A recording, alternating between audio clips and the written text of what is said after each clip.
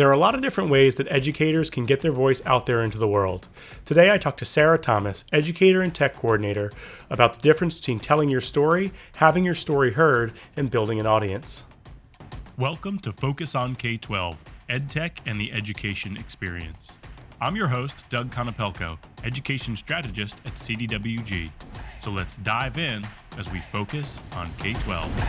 Hello, everyone, and hello, Doug. Thank you so much for having me on. I'm super excited to be here. My name is Sarah Thomas, and I am a regional technology coordinator in a large district in Maryland. I'm also the founder of EduMatch, which is a global education organization, very grassroots, and we're all about learning together, connecting, growing, to be better educators for our students. And also, I'm affiliate faculty, meaning that I adjunct sometimes at a local university. So that's a little bit about me. I've been in education for 16 years, so time flies, but it's been a great 16 years so far and counting.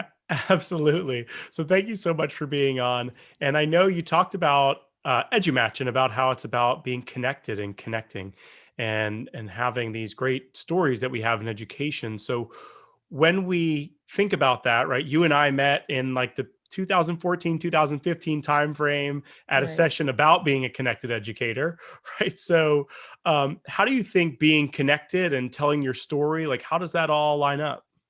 Yeah, absolutely. So I feel like each of us is unique. This is kind of throwing me back to kindergarten, like the world is a rainbow song that's kind of going through my head right now. But seriously, we're all unique. We see the world through different lenses, and it's very important for each of us to share our perspectives because there's no singular one truth. There are many, many truths, and it depends on what lens you're looking through it. But the closest thing that we would have to a universal truth is when we crowdsource it and get that knowledge, and the more input that we have, the better the end result is. So definitely, connecting, sharing our stories, sharing our voices, our perspectives through the lenses that each of us has is super important. Yeah, and I think what you said there about sharing our stories being really important. There's this idea, and we talk a lot about telling our stories and having our stories heard. But I think there's a probably an important difference there, right, Mhm. between the idea of just telling your story and having it heard. What do you think? Yeah, absolutely. There is a difference there. I know that a lot of people tend to get hung up on the first part about telling their story because people think, oh, other people talk about this, like, why is my voice unique or anything like that? But once again, it goes back to the person being, the only person who's had their unique set of experiences, and they might share their story in a way that someone needs to hear, like that one tipping point. They might say it just a way that that person needs to hear. So that's why it's important to tell it. But in terms of having the story heard, then that's like a whole different ball game right there. I feel like a lot of times, um you know people sometimes people have these great perspectives and they're not always heard, they're not always elevated, they're not always amplified. So I think that it is kind of the onus of those of us who are, connected to also look out and see who else we can amplify. Yeah, it's so important for people who have a platform to help amplify those voices. And one thing that you had said in a previous conversation that we had was also the importance of when we're talking about being heard, right? And the difference between telling a story and being heard is you can tell a story to nobody, right? But Yes. you can't be heard by nobody, right? So you have to have Exactly. some kind of audience. So what can you say about building an audience? How can you build an audience, or maybe more importantly or more specifically, right, how can you build the right audience? Yeah. So I remember in that same conversation, we were talking about like Twitter and followers and things like that, and how numbers really don't mean anything. It's about the quality of the connections that we have, not the number of connections, but the quality of connections. And definitely there is that two-way engagement, that two-way interaction where we learn with and from one another. We're co-learners in the process. So finding educators who are are down to co-learn, for lack of a better term, who are willing to engage in that learning process with you is super, super important. And being able to put in that work. Good friend of mine, Mandy Freilich, and I've heard some other good friends as well say that you should build your network before you need it.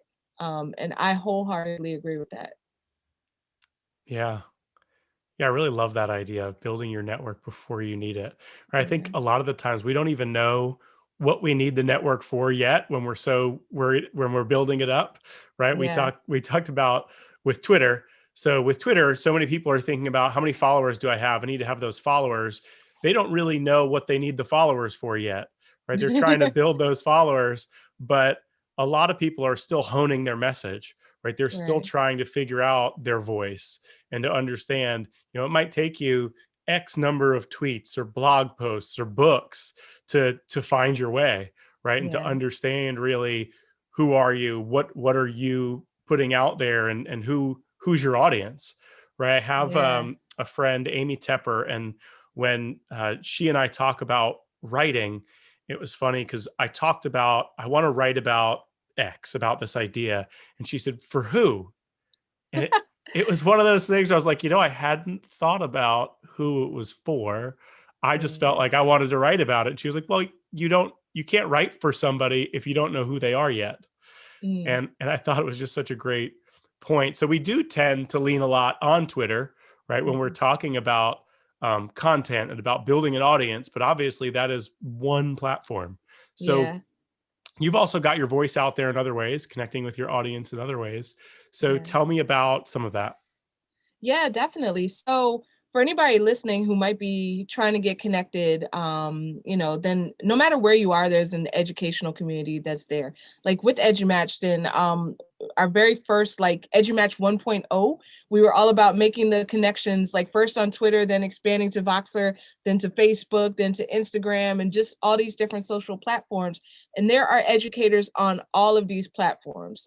So starting where you are, that was kind of the first step, and then just building from there. So and I love that now I would say, like, obviously the pandemic is a tragedy, but the growth that has come from there in terms of people coming together to try to figure this out and get reconnected on these social media platforms or connected for the first time, it's been really inspiring to watch, and it's just been a really beautiful thing.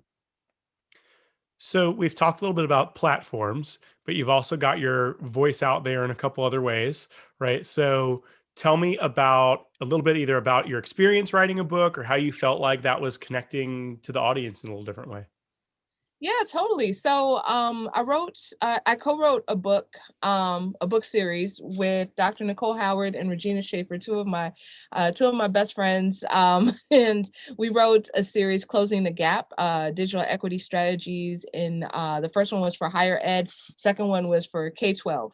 And I mean, that process was just incredible, just kind of coming together and putting thoughts to paper.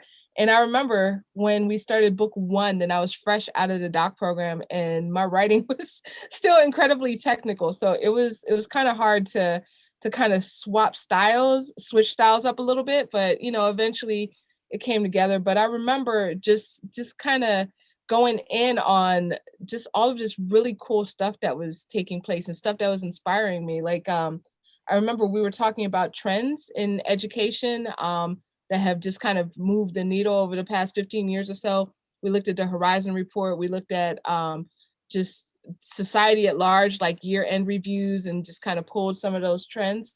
And like it was just really cool to see everything that we saw. And one of the things was AI. So we had like part of a chapter written by AI. It was insane, right?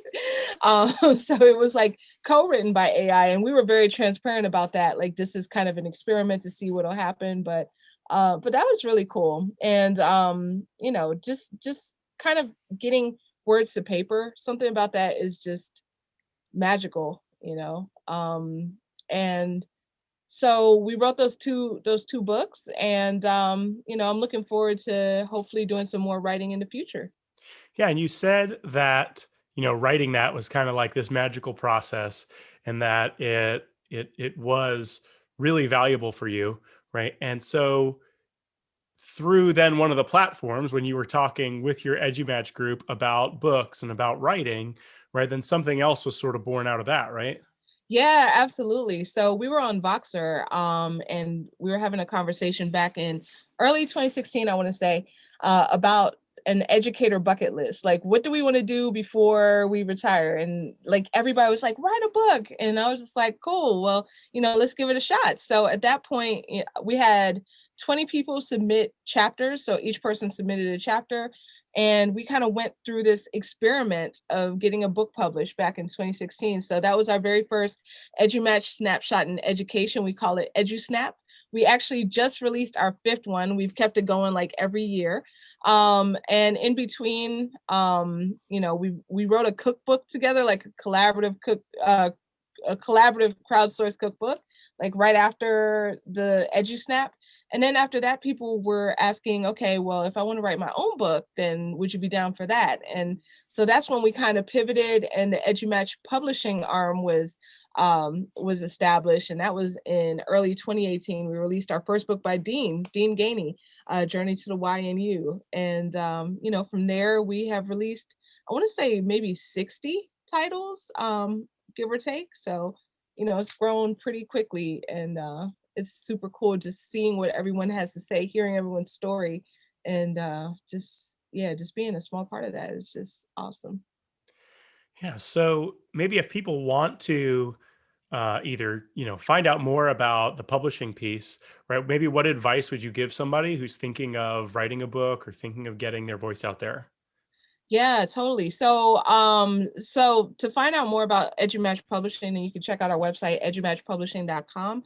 But the advice that I would give to people would be, first, there's that imposter syndrome that seems to strike a lot of people, thinking that they don't have anything new to say. Why are they qualified to write a book? Well, if you've lived the experience, if you have studied it, if you have something to say about it, then you have a story in you. Once again, it is all about, um, you might say it some way that someone else needs to hear in order for it to click for them. So definitely one thing that we do advocate for is a lot of support behind the stories, and things to kind of support what folks are saying. But definitely, if you have it in you, then write it.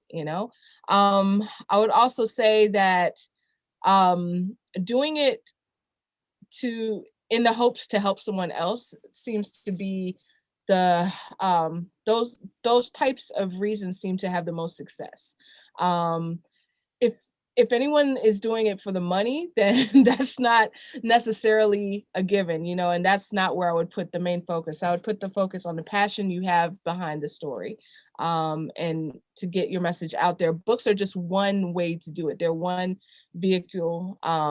There's several others, being connected, doing podcasts, but books are definitely one platform that people can use to get their voice heard. Great, thanks. So, what are some ways that people can reach out to you other than EduMatch Publishing? What are some ways people can reach out to you or dive deeper into your work? Yeah, absolutely. So I'm on Twitter at Sarah the Teacher, which is spelled all funky, SarahDeeChur, and so that is me on Twitter, Voxer, Instagram, and for EduMatch. Then if you go to edumatch.org, that's our main site, and that kind of links out to everything else. Great, great. Sarah, thank you so much for sharing, right, this important distinction between telling your story, getting it heard, and a little bit about building an audience, and just great stuff. Thanks. Thanks so much, Doug. Thanks for joining us today on Focus on K-12 EdTech and the Education Experience. If you enjoyed today's show, please feel free to like, subscribe, and click the little bell so that you get notified whenever we post a new episode. Or reach out to me on Twitter @dconopelco. Thanks for joining us. We'll see you next time as we focus on K-12.